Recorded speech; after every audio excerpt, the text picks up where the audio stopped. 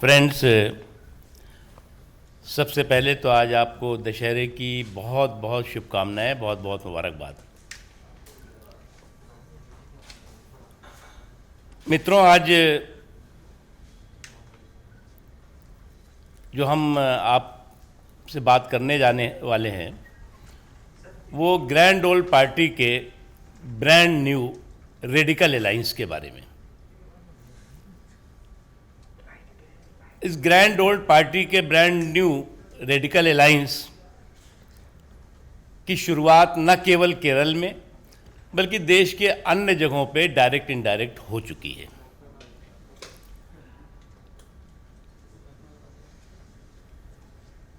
आपको याद होगा जब कांग्रेस पार्टी के लीडर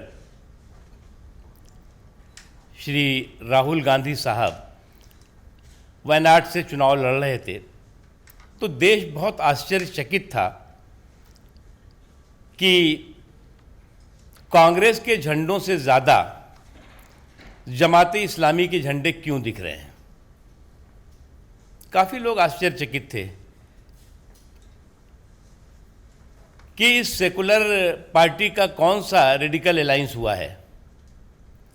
वैसे तो लोगों ने ये भी देखा था कि आज़ादी के बाद पहली बार किसी पॉलिटिकल पार्टी और ख़ास तौर से अपने आप को नेशनल और नेशनलिस्टिक और सेकुलर पॉलिटिकल पार्टी कहने वाली कांग्रेस पार्टी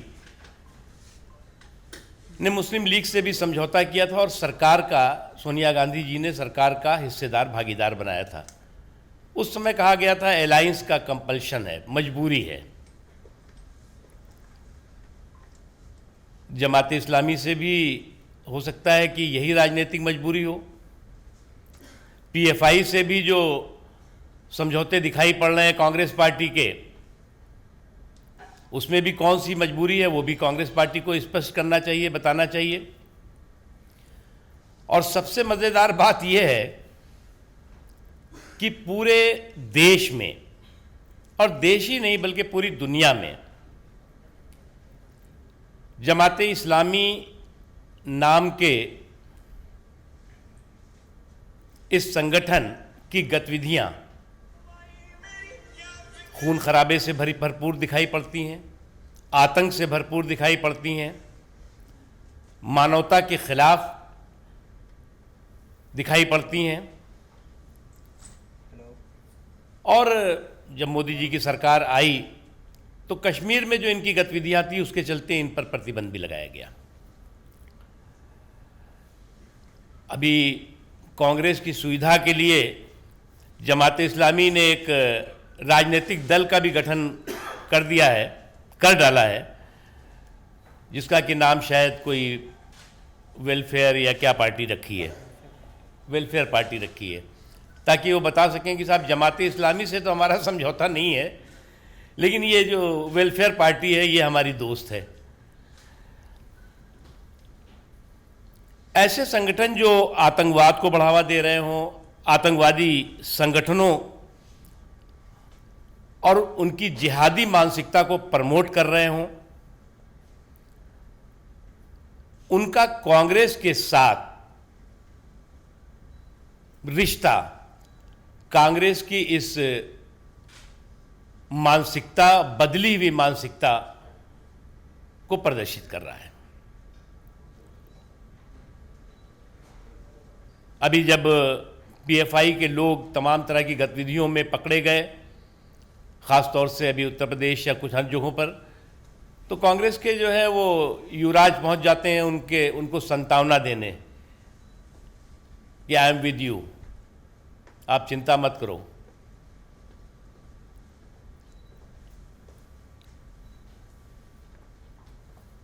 मित्रों, आज कांग्रेस पार्टी जो अपने आप को सेकुलर पार्टी अभी तक कहलाई जाती थी, अपने को कहती थी, वो जिस तरह से रेडिकलिज्म को सत्ता की लालच और ललक में रेडिकलिज्म को बढ़ावा दे रही है या रेडिकलिज्म को संरक्षण दे रही है या स्पॉन्सर कर रही है, मेरा आरोप है कि स्पॉन्सर कर रही है, वो अपने आप में बहुत खतरनाक मानसिकता है। सरकार, आप देखते होंगे कि सुबह से लेकर शाम तक हमारे जो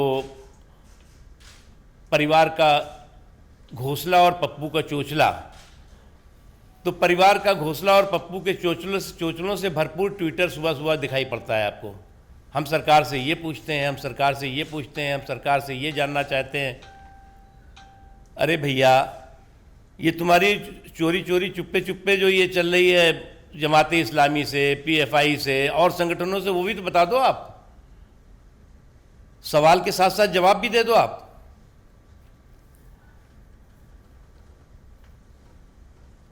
कई जगह पर कांग्रेस पार्टी गठबंधन का हिस्सा है, गठबंधन का नेतृत्व कर रही है, चाहे महाराष्ट्र हो, चाहे बिहार हो, या कुछ जगहों पे और।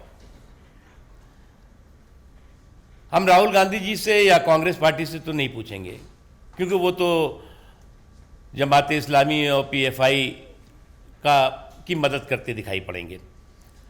हम तेजस्वी यादव जी से ज़रूर पूछना चाहते हैं, क्योंकि बिहार का कई इलाका ऐसा है जो जमाते इस्लामी के प्रभाव वाला है या कुछ और उससे जुड़े हुए संगठनों के प्रभाव वाला है। क्या कांग्रेस पार्टी के साथ तेजस्वी यादव जी की पार्टी का जमाते इस्लामी और पीएफआई के साथ भी समझौता हुआ है? क्योंकि कांग्रेस तो उनके साथ हो गई है, समझौते का हिस्सेदार है, भागीदार है। ये बात तेजस्वी यादव जी को बिहार की जनता और देश की जनता को स्पष्ट करना होगा, क्योंकि बिहार के कई ऐसे, खुद बिहार की सरकार कह चुकी है, केंद्र में कई बार ऐसा आ चुका है कि कई ऐसे वहाँ इलाके हैं जो इन लोगों के कहीं ना कहीं इनके द्वारा वहाँ पर गतिविधियाँ डायरेक्ट इनडायरेक्ट चलती हैं। तो क्या ये केरला में जो कुछ समझौता कांग्रेस पार्टी का हुआ है वो बिहार को ध्यान में रख करके इस रेडिकल एलिमेंट्स के साथ हुआ है? ये एक बहुत बड़ा प्रश्न है और इस सवाल का जवाब कांग्रेस पार्टी को देना होगा और साथ ही साथ आरजेडी को भी, क्योंकि बिहार में चुनाव चल रहे हैं, उनको भी देना होगा। और साथ ही साथ महाराष्ट्र है, महाराष्ट्र में भी कांग्रेस गठबंधन में है। अब जमाते इस्लामी, पीएफआई और कांग्रेस तो एक तरह से एक ही यूनिट बन गए हैं। अब ये सेकुलर सिंडिकेट नहीं रहा, ये रेडिकल सिंडिकेट हो गया है। तो इस रेडिकल सिंडिकेट का तो असर जो है वो ज़रूर वहाँ भी पड़ेगा। तो वहाँ की भी सरकार को, ख़ासतौर से शिवसेना के लोगों को बताना चाहिए। ये तमाम ऐसे प्रश्न हैं जो गंभीर हैं और राष्ट्रीय सुरक्षा से जुड़े हुए सवाल हैं। हम इसको राजनीतिक सवाल के रूप में नहीं देखते। और कांग्रेस पार्टी सत्ता की ललक में, सत्ता की लालच में इस हद तक गिर जाएगी, इसका अंदाजा देश को नहीं रहा होगा। जनता ने ठुकरा दिया, इनको रिजेक्ट किया लोगों ने। अब रिजेक्ट होने के बाद जिहादियों के साथ खड़े हो जाएं और रेडिकल एलिमेंट्स को जो है वो गले में गला डाल करके रेडिकल एलिमेंट्स को अपनी राजनीतिक बैसाखी बनाएं, ये देश को एक्सेप्ट नहीं है। और हमारा आरोप है कि कांग्रेस पार्टी जिस तरह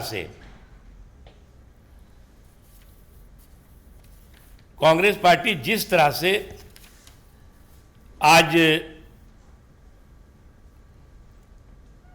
जमाते इस्लामी हो या उससे जुड़े हुए और संगठन हो, उनको समर्थन कर रही है।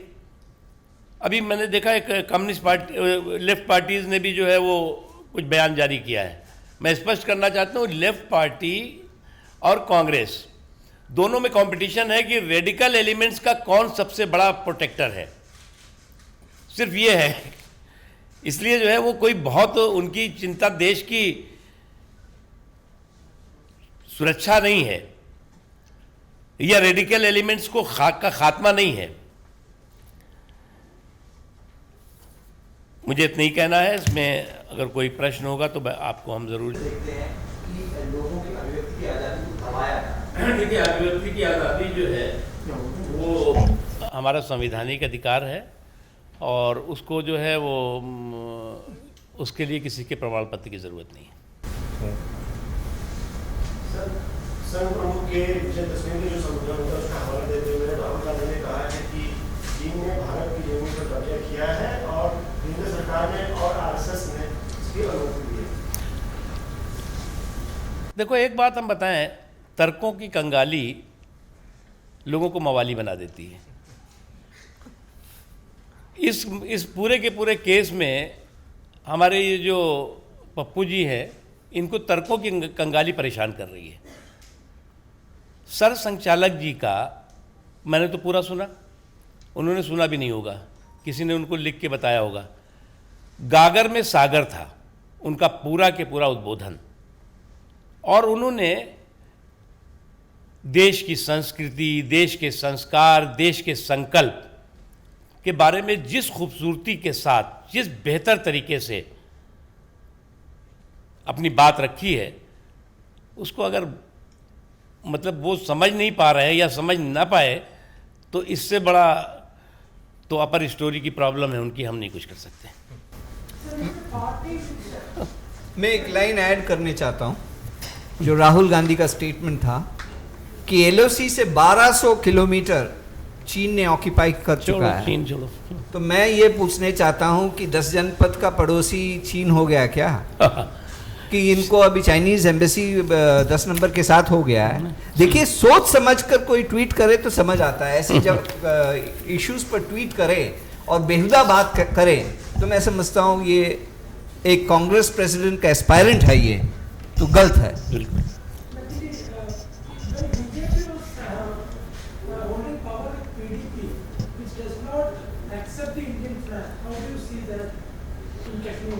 देखिए, तिरंगा भारत की शान है, हिंदुस्तान की पहचान है, और जिसको तिरंगे से परहेज है, निश्चित तौर से ऐसे पार्टी हो या ऐसा व्यक्ति हो, उससे देश भी परहेज करता है।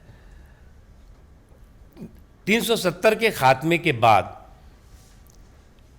ये जो पॉलिटिकल फैमिलीज़ हैं, जो राजनीतिक परिवार है जम्मू कश्मीर का, जो 370 के कंधे पर बंदूक रख करके और बहुत बेदर्दी और बेशर्मी के साथ जम्मू कश्मीर और करगिल के लोगों का, लेह के लोगों का राजनीतिक शोषण करते रहे, वो दुकानें बंद हो गई हैं। 370 अब ज़मीन के 370 मील पाताल में घुस चुका है। उसे वापस लाने के लिए उनको उतने ही नीचे जाना पड़ेगा और उसके लिए 370 जन्म लेने पड़ेंगे। 370 खत्म हो चुका है, वो किसी भी हाल में, किसी भी परिस्थिति में 370 वापस नहीं हो सकता। और क्वेश्चन कोई? सर, चिराग पासवान ने कहा कि एलजेपी और बीजेपी मिलकर बिहार में सरकार बनाएंगे। अब तो चुनाव हो रहा है, वहाँ पर एनडीए सरकार बना रही है। ये बात जो है वो राष्ट्रीय अध्यक्ष जी ने कही है, सबने कहा है, और तमाम सर्वे भी यही बता रहे हैं।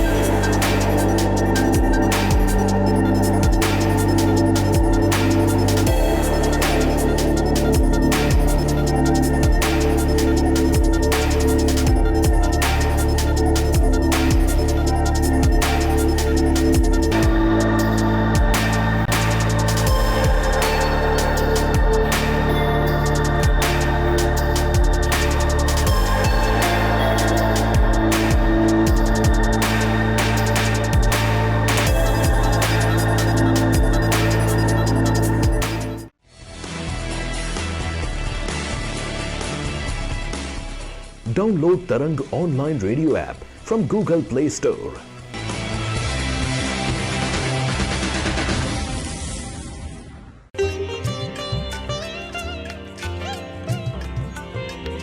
You are listening to Tarang Devotional Online Radio.